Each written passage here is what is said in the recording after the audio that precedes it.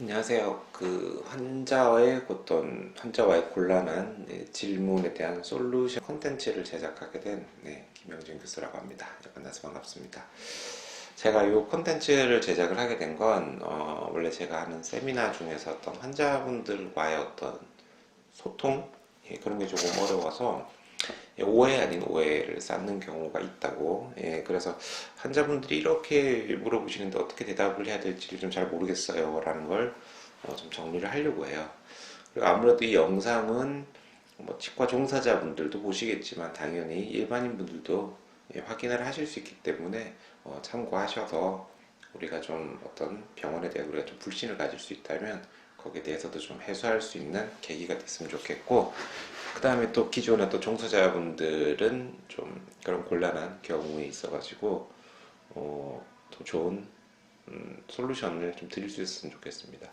제가 오늘 좀 굉장히 많은 어떤 질문들을 쭉 제가 이 인터넷을 통해서 이제 받았는데요.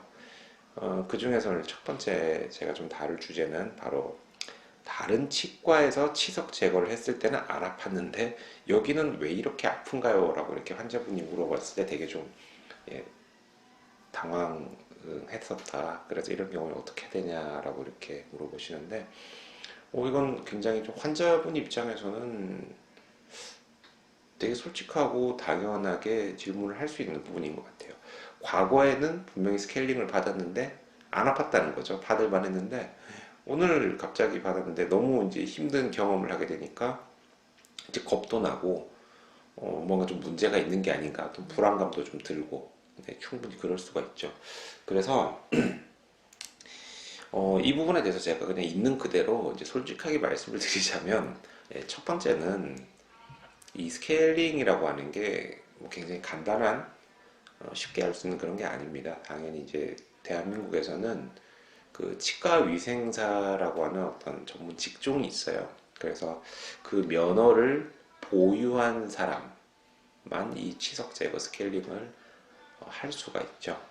그래서 예를 들어서 좀 무자격자라든지 그런 분에서 전문적인 교육을 못 받는 사람이 할 경우 당연히 좀 뭐 문제가 좀 생길 수 있는 부분이 있고, 이 더 큰 문제는 바로 이 면허를 취득한 전문 치과 위생사라 할지라도 이 숙련도에 어떤 영향을 많이 받는다라는 겁니다. 이건 솔직히 말씀드리는 거예요. 그러니까 신입 치과 위생사분과 뭐 경력이 꽤 오래된 뭐 진료 팀장급 되시는 뭐 이런 분들이랑은 당연히 차이가 클 수밖에 없어요. 이거는 뭐 솔직하게 말씀드리면, 그러니까 일단은 숙련도에 대한 기술적인 차이 때문에 불편감이 더 할 수도 있고 덜 할 수도 있다. 솔직히 말씀드리는 겁니다. 그래서 이 스케일링이라고 하는 게 당연히 그 경험에 따라서, 그죠? 어떤 뭐 각도라든지 세기라든지 깊이라든지 이런 것들에 대해서 경험이 필요하기 때문에 숙련도에 대한 부분이 있고요. 이제 두 번째는 이게 실력이 너무 좋아도 아플 수 있어요. 이게 참 당혹스러운 경우인데, 스케일링이라고 하는 것도 사실은 치석을 100% 제거한다는 건 거의 불가능합니다. 그래서 스케일링으로 제거가 안 되는 치석은 이제 또 치과 의사 선생님들이 또 이제 마취를 해가지고 이제 치주 치료, 잇몸 치료라고 하죠. 그런 걸 통해 가지고 또 다 이렇게 치료를 할 수 있는데, 어차피 이게 100% 제거가 아니에요. 최대한 많이 눈에 보이거나 좀 문제가 있는 부분을 제거를 하는데, 워낙 또 이렇게 기술이 좋은 치과 위생사 선생님들은 다른 곳에서 제거를 못하는 치석을 제거를 하다 보니 당연히 불편감이 더 들 수가 있겠죠. 그래서 조금 아이러니하지만 굉장히 좀 이 술자가 실력이 좋은데도 아픈 경우에는 그러한 경우가 생길 수가 있다라는 거죠. 네. 그 다음에 이제 세 번째가 이제 이 경우는 이제 뭐냐면 환자분의 어떤 컨디션에 따라 편차가 크다라는 겁니다. 그 일반적인 경우에 뭐 경험해 보셔서 아시겠지만 이 어금니 안쪽 니보다는 앞니 쪽이 좀 많이 시려요. 예. 그러니까 아무래도 치아의 어떤 구조 때문에 더 민감도가 좀 높고 신경과 가까이 있기 때문에 그냥 이렇게 스케일링을 받아도 앞니 쪽은 갑자기 탁 시릴 수 있거든요. 근데 이제 예를 들어서 내가 치아 상태가 좀 건강하고 그랬을 때는 무리 없이 받았던 스케일링이, 치아라는 건 어쨌든 관리를 잘해도 소모품입니다. 계속 이렇게 씹다 보면은 마모라는 것도 일어나고 그래서 뭐 좀 깨지기도 하고, 그렇게 아껴가면서 써야 되는 거죠. 그러다 보니까 옛날에는 괜찮았는데 어느 순간 정도는 좀 손상이 있거나 그랬을 경우에 당연히 시림 현상이 생길 수 있어요. 그 다음에 처음 말씀드린 어떤 환자분의 그날의 어떤 컨디션에 따라서 이게 좀 다를 수가 있죠. 그러니까 같은 환자분이라도 그 컨디션에 따라 가지고 충분히 느끼는 그런 게 좀 다를 수 있다라는 게 있고, 그 다음에 또 환자분이 느낄 때 가질 수 있는 게 실질적인 것도 있지만 심리적인 어떤 그런 저항도 상당히 큽니다. 그러니까 이 사람이라는 게 참 어쩔 수 없는 게 눈에 보이지 않잖아요. 그 다음에 나는 눈을 가리고 입을 벌리고 있는데 뭔가 지금 내 입안에서 움직이고 있는데, 인간은 본능적으로 어떻죠? 이 뇌와 가까운 곳에서 뭔가 작업이 일어나면 상당히 본능적으로 불편함을 느껴요. 그래서 머리랑 가까운 쪽에서 치료를 하는 치과 치료에 대해서는 몸이 거부를 하죠. 그래서 어떤 술자에 대한 신뢰도가 높으면 오히려 되게 좀 시원하게 느낄 수도 있습니다. 그래서 그런 부분에서 내가 좀 솔직히 좀 많이 겁이 나고 한다면 치과에 가셔서 조금 부탁을 드리세요. 그건 뭐냐면 내가 좀 아무래도 일반적인 다른 사람들보다는 좀 센시티브하다. 아무래도 민감도가 좀 높기 때문에 좀 스케일링을 할 때 조금 연륜이 있으신 선생님으로 좀 부탁드리겠습니다라고 하면은 뭐 치과에선 당연히 그 스케줄을 그쪽에 맞춰줄 거예요. 그리고 제일 기술이 좋은 어떤 진료실에서 제일 베테랑급 선생님이 해주셔도 불편하면 그것도 어쩔 수 없잖아요. 근데 심리적으로 그러면은 뭐 괜찮다라고 느끼는 경우도 꽤 있습니다. 그래서 통증이라고 하는 건 역시 뭐 절대치도 있겠지만 그런 심리적인 부분도 물론 관여가 되기 때문에 내가 좀 믿을 만한 치과 거기서 되게 편하게 하신 어떤 스케일링을 하신 분이 있다면은 뭐 그분을 앞으로 지명하시는 것도 좋아요. 꽤. 1년 있다가 보험이 되죠. 그러니까 오실 때 지난번에 받았던 뭐 그 선생님한테 좀 이렇게 받게 해주세요라고 하면은 지명당하는 입장에서도 굉장히 기분이 좋죠. 나를 되게 편하게 생각하시는 것 같다.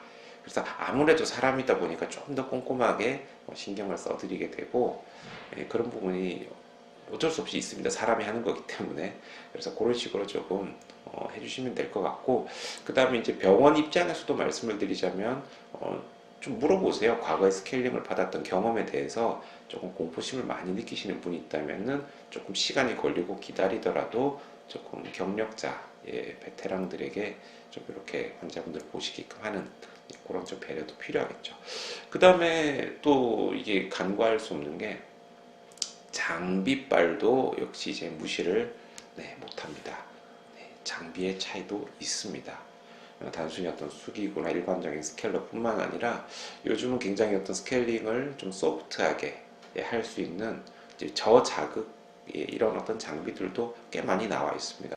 그런데 이제 그런 장비를 뭐 모든 치과가 다 보유할 수 있는 것도 아니고, 그 다음에 뭐 그 치과의 어떤 진료의 어떤 방향성에 따라서 뭐 그런 걸 또 중요하게 생각하는 치과도 있고, 오히려 또 어떤 곳은 치석 제거 자체가 더 중요하기 때문에 그렇게 좀 소프트한 것보다는 좀 치석 제거에 좀 집중한다. 그래서 치과마다 좀 컬러가 좀 다를 수 있습니다. 그래서 일단은 내가 좀 믿고 다닐 만한 치과를 한 군데 정하는 게 되게 좋아요. 그리고 또 치과에 계신 어떤 전문가분들하고도 인간적인 어떤 그런 신뢰, 저는 이게 제일 중요하다고 보거든요.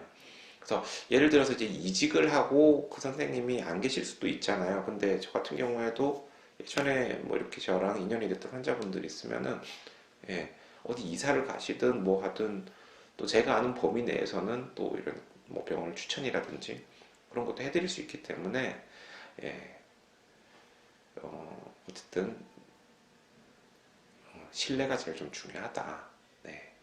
그리고 앞으로도 저는 제일 문제라고 생각하는 게 오해라고 생각해요. 사실 이렇게 스케일링을 받고 불편한 상황에서 치과에 종사하시는 분들은 워낙 바쁘셔가지고 뭐 잘 체킹을 못 하시겠지만 말씀을 안 하시는 분들이 더 많거든요. 그래서 그런 부분에서는 말씀을 안 하고 속으로 좀 되게 좀 불편함을 느끼고 하는데 꼭 체크를 해보세요. 좀 어떠셨냐, 시원하셨냐, 좀 아프셨냐, 불편하셨냐. 그래서 있는 그대로 얘기를 들으시고 좀 더 치석을 100% 제거하는 것보다 중요한 건 환자분들이 이렇게 감내할 수 있을 정도, 네, 그 수준을 잘 맞춰드리는 게 중요하다고 생각해요. 너무 우리가 치석에 집중하다 보면 환자의 불편함을 너무 주게 되겠죠. 그러면은 이 환자분들이 내년 이후에 또 안 오시게 되죠. 그게 더 문제라고 저는 생각을 합니다. 그렇기 때문에 항상 이렇게 환자분들하고 소통할 수 있는 또 의료진의 자세도 중요하고, 또 환자분들도 이건 뭐 당연히 환자의 저는 권리라고 생각해요. 그랬을 때 이런 질문을 할 수도 있는데, 오늘 내용을 요약해 드리면 예전에 받았던 치과에서는 안 아팠는데 지금 아프다. 그래서 반드시 이 치과가 뭐 무조건 문제가 있다라고 이렇게 단정하기에는 좀 더 신중해야 된다는 거죠. 제가 전제를 드렸죠. 분명히 스케일링을 하시는 술자분의 어떤 숙련도가 떨어져서 아프실 수도 있다고 말씀드렸어요. 근데 아플 수 있는 이유가 너무 술자가 스킬적으로, 예, 너무 꼼꼼하게 이렇게 치석을 제거를 하다 보니 실력이 너무 뛰어나서 아플 수 있고, 두 번째는 또 환자분의 어떤 컨디션, 그다음에 뭐 심리적 상황, 이런 것들도 있을 수 있겠고, 또 이제 병원에서 뭐 가지고 있는 어떤 장비 영향도 뭐 있을 수 있는, 예를 들면 뭐 이태리제 뭐 콤비 같은 이런 뭐 고가 장비, 뭐 이런 장비가 있는 치과에 가시면 굉장히 좀 소프트한 어떤 그런 스케일링을 또 받으실 수 있으실 거예요. 그래서 제가 앞으로는 좀 이렇게 질문들이 많이 올라오고 있는데, 현장에 계신 분들의 어떤 이 질문들을 가감 없이, 물론 제 영상은 일반 환자분들도 보실 수 있는 영상이기 때문에 뭐 무조건 제가 어떤 뭐 치과 입장을 대변하고 그러지는 않을 겁니다. 그래서 궁금하신 게 있으시면 항상 뭐 댓글로, 일반인 분도 좋고 치과 종사자분도 좋고 제가 아는 범위 내에서는 좀 풀어드릴 수 있는 좀 내용을 많이 다루도록 하겠습니다. 오늘 첫 번째 영상은 이걸로 마치고요. 다음번에 또 다른 내용으로 뵙도록 하겠습니다. 네, 고맙습니다.